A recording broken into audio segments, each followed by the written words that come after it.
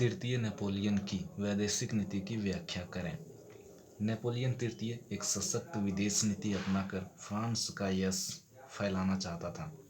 वो जानता था कि नेपोलियन नाम से जिस राष्ट्रीय गौरव संबंधी भावनाओं को उसने जागृत किया था वे यदि पूरा नहीं हुआ और वह यूरोपीय राजनीति में फ्रांस को पुनः प्रतिष्ठित पद पर आसीन न कर सका तो जनता उसके समस्त भौतिक उपकारों को भूलकर उसे असंतुष्ट हो जाएगी और उसका साम्राज्य स्थिर न रह सकेगा।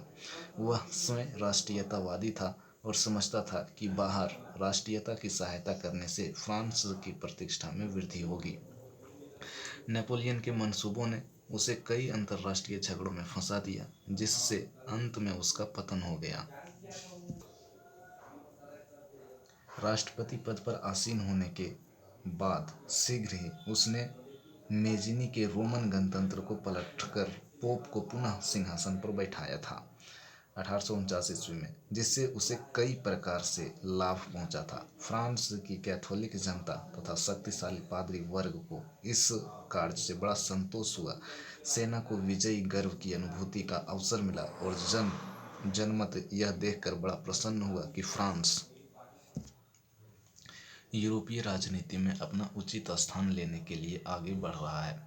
फ्रांसीसी पादरियों को अपना कट्टर समर्थक बनाने, संसार में फ्रांस का यश फैलाने तथा पूर्व में रूस के प्रभाव कम करने के उद्देश्य से नेपोलियन ने एक ऐसी स्थिति का सृजन कर दिया जिसके कारण 1854 में क्रीमिया युद्ध शुरू हो गया।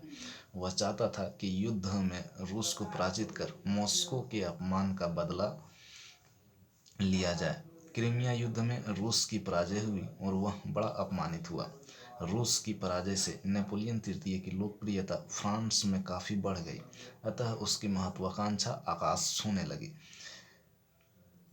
इसी कारण वह बाद के वर्षों में अन्य अंतर्राष्ट्रीय उलझनों में फंसने लगा।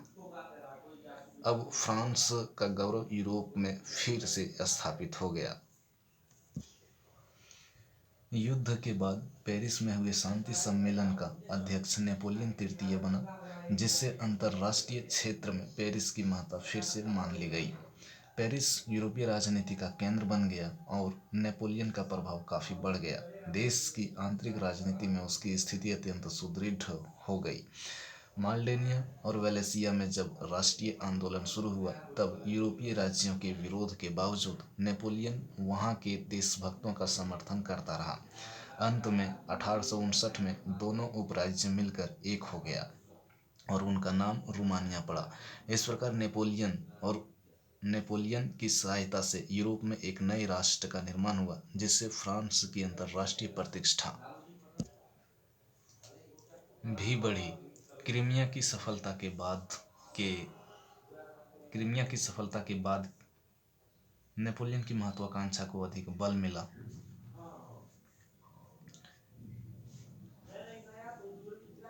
रूस को पराजित करने के बाद वह अब अपने चाचा के दूसरे महान शत्रु ऑस्ट्रिया को नीचा दिखाना चाहता था। इटली में ऑस्ट्रिया के स्वार्थ थे। इस समय इटली का एकीकरण के लिए इटली वासी प्रयास कर रहे थे। नेपोलियन की सहायता की आशा में ही काबूर ने एक सेना क्रीमिया के युद्ध में फ्रांस की तरफ से रूस से लड़ने के लिए भेजा था।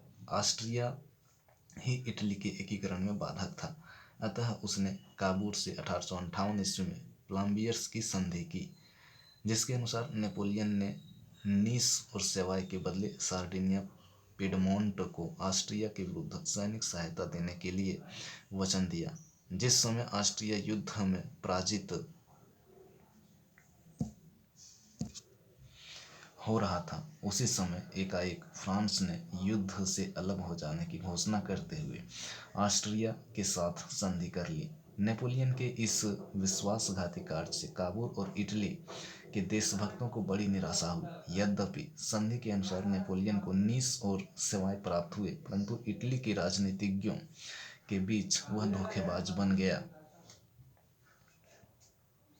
नेपोलियन अपनी इटली संबंधी नीति से किसी को भी संतुष्ट नहीं कर सका और अब यूरोप के सभी राज्य भी चौकन्ने हो गए। यहीं से उसके साम्राज्य का पतन आरंभ हो गया और 1860 के बाद नेपोलियन को वैदेशिक क्षेत्र में कोई सफलता नहीं मिली। 1863 में पोलैंड ने रूस के शासन के विरुद्ध विद्रोह कर दिया। पोलैंड की जनता को उम्मीद थी कि वह अपने को दलित राष्ट्रों का समर्थक कहने वाला नेपोलियन उनकी मदद करेगा, लेकिन नेपोलियन ने सिर्फ मौखिक सहानुभूति प्रकट करने के अलावे कुछ नहीं किया।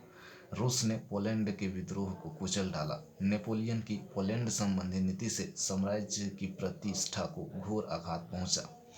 यूरोप में अपनी प्रतिष्ठा को नष्ट होते देख नेपोलियन ने एक सेना भेजकर संपूर्ण अल्जीरिया को अपने साम्राज्य में शामिल कर लिया।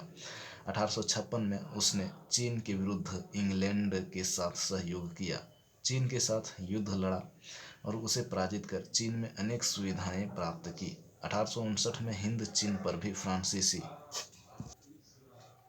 आधिपत्य कायम हुआ। अफ्रीका के कई भूभागों पर भी उसने उपनिवेश बनाने का यत्न किया। 1863 में कंबोडिया को फ्रेंच संरक्षण में लेकर पूर्वी एशिया में फ्रेंच साम्राज्य की स्थापना की। फ्रांस में शासन के विरुद्ध बढ़ते हुए विरोध और असंतोष तथा यूरोप में अपनी गिरती हुई प्रतिष्ठा की रक्षा के लिए नेपोलियन ने मेक्सिको में एक साम्राज्य स्थापित करने की योजना बनाई।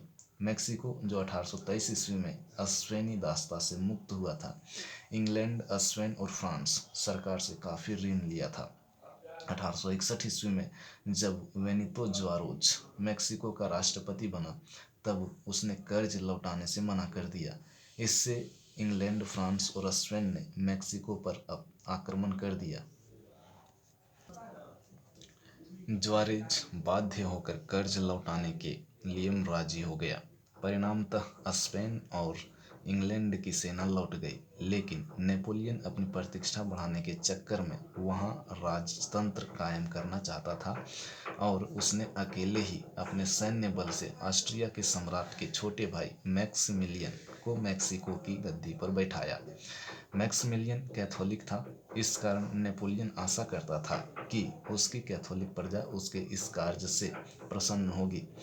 लेकिन शीघ्र ही मैक्सिमिलियन के विरुद्ध मेक्सिको में विद्रोह हो गया।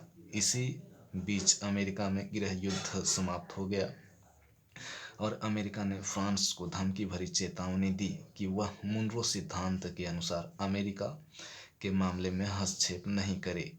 नेपोलियन अमेरिका से युद्ध करने की स्थिति में नहीं था, अतः उसने अपनी सेना मेक्सिको से वापस बुला ली। क्रांतिकारियों ने मैक्सिमिलियन की हत्या 19 जून 1867 को कर दी। इस घटना से नेपोलियन की साख गिरी, उसकी हर जगह बदनामी हुई और ऑस्ट्रिया का सम्राट भी उसका शत्रु हो गया। संपूर्ण मेक्सिको कांड नेपोलियन की महान असफलता थी। फ्रांस के गौरव को काफ़ी हानि पहुंची। कहा गया है कि मेक्सिको का युद्ध नेपोलियन तृतीय के लिए वैसा ही घातक सिद्ध हुआ जैसा कि स्पेन का प्रायद्वीपीय युद्ध नेपोलियन प्रथम के लिए। नेपोलियन तृतीय जर्मनी के चांसलर बिस्मार्क की कूटनीति के सामने नहीं टिक सका और अंततः उसकी पराजय प्रसा से 1870 ईस्वी में सेडान की लड़ाई में हुई। वास्तव में बिस्मार्क ने फ्रांस की तटस्थता के लिए कुछ क्षेत्र देने का लालच देकर ऑस्ट्रिया को 1866 ईस्वी में पराजित कर दिया। नेपोलियन को आशा नहीं थी कि ऑस्ट्रिया प्रसा से पराजित होगा, लेकिन जब युद्ध में ऑस्ट्रिया की पूर्ण पराजय हो गई और प्रसा के नेतृत्व में उत्तरी जर्मन राज्य संघ बन गया, तब नेपोलियन के पांव तलों की जमीन खिसकने लगी। उसने अब अपनी गलती महसूस की। अपनी बेवकूफ़ी से उसने अपने निकट पड़ोस में एक सशक्त राष्ट्र को उभरने का मौका दिया था। यह उसकी विदेश नीति की बहुत बड़ी पराजय थी। ऑस्ट्रिया प्रसा युद्ध के परिणाम स्वरूप नेपोलियन की आंतरिक और बाह्य स्थिति डामाडोल हो गई। फ्रांस के अंदर उसके विरुद्ध असंतोष और विरोध निरंतर बढ़ने लगा। इस स्थिति में नेपोलियन ने निश्चय किया कि अब किसी भी कीमत पर दक्षिणी जर्मनी के शेष 4 राज्यों को जर्मन राज्य संघ में नहीं मिलने दिया जाएगा। उधर बिस्मार्क जर्मनी की एकता पूरी करने पर डटा हुआ था। ऐसी हालत में दोनों के संबंध बिगड़ते गए और युद्ध का होना अनिवार्य हो गया। दूसरी तरफ बेल्जियम के प्रश्न पर इंग्लैंड फ्रांस के विरुद्ध हो गया। ऑस्ट्रिया और रूस भी फ्रांस के पक्ष में नहीं थे। अतः स्थिति से लाभ उठाकर स्पेन की गद्दी के मसले पर बिस्मार्क ने नेपोलियन को युद्ध करने के लिए बाध्य किया। इस प्रकार 1870 में फ्रांस और प्रसा के बीच युद्ध छिड़ गया। फ्रांस को किसी यूरोपीय राज्य से सहायता नहीं मिली। सेडान के युद्ध में नेपोलियन पराजित हुआ और उसे साम्राज्य खोकर कैदी बनना पड़ा। इस प्रकार नेपोलियन तृतीय और उसका साम्राज्य का अंत हुआ और फ्रांस में 1870 ईस्वी में पुनः गणतंत्र की स्थापना हुई। इस प्रकार हम देखते हैं कि नेपोलियन तृतीय की विदेश नीति पूर्णतः असफल रही। उसकी विदेश नीति विरोधाभासों से पूर्ण थी। कुछ समय तक नेपोलियन सफल रहा और फ्रांस यूरोपीय राजनीति का केंद्र बन गया, किंतु 1857 के बाद वह लगातार असफल होता रहा। उसने इंग्लैंड की मित्रता खो दी और ऑस्ट्रिया तथा रूस को शत्रु बना लिया। उसने प्रसा को शक्तिशाली होने का मौका दिया। असल में वह बिना दूरगामी परिणाम सोचे हुए अपने को अपने देश में लोकप्रिय बनाने के लिए फ्रांस को युद्धों में झोंकता गया, जिसका परिणाम धन जन का तो अपव्यय हुआ ही, इसके साथ ही उसको अंतर्राष्ट्रीय क्षेत्रों में भी कुख्याति हासिल हुई। धन्यवाद।